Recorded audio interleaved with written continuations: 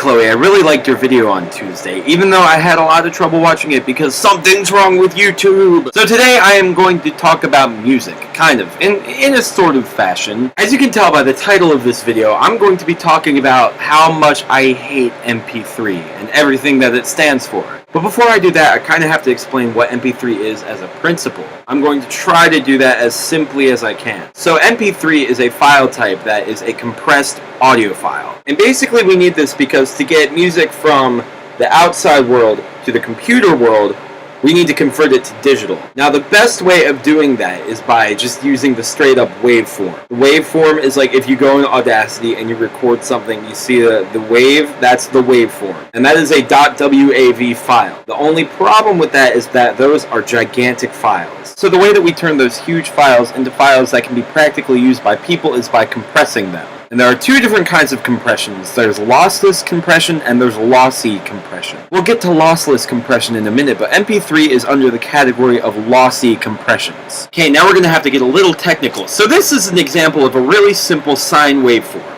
So this is what would be an analog signal, and we have to convert this analog signal to a digital signal. And there are two components of a digital signal, sample rate and bit rate. Sample rate, quite simply, is the amount of times that this signal is sampled per second. We can't just take this signal and put it right into our computer. We have to take different sections of it. We might have a sample here, a sample here, a sample here, a sample here, and a sample here. That's just for one section, and that's going to be the same rate throughout this whole signal, and that's portrayed in hertz. The standard sample rate is 44.1 kilohertz, which means that the signal is sampled 44,100 times per second. So basically the sample rate is the number of sections that are in this time function. So now we have an appropriate representation of an analog to digital signal represented by sample rate. These bars are the interpretation of the signal at each sample. Now we have to go into bit rate, which I'm going to represent with volume here. You see it says dB, that's decibels. The bit rate is pretty much the sample rate just on the different axis. This is a really small bit rate, but if we look at this sample right here, it's split up into 3 bits, which means that our volume for this sample can only be at this spot,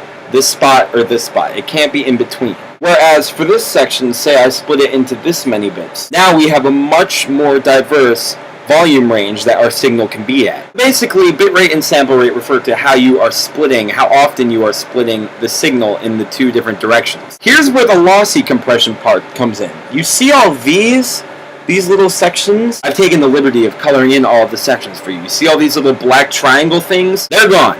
They get thrown away because they can't be represented by the sample rate and the bit rate. So basically what you have is a blocky digital signal. And that's what MP3 is. It's a lossy digital signal that involves the loss of all of this, which is great if you want to save space, but not as great if you want good quality audio. So that's why I hate MP3, but it's not all a bad story. There are several types of lossless compressions, which I'm not really sure how those work. There's FLAC, AAC, there's other types of lossless audio compressions.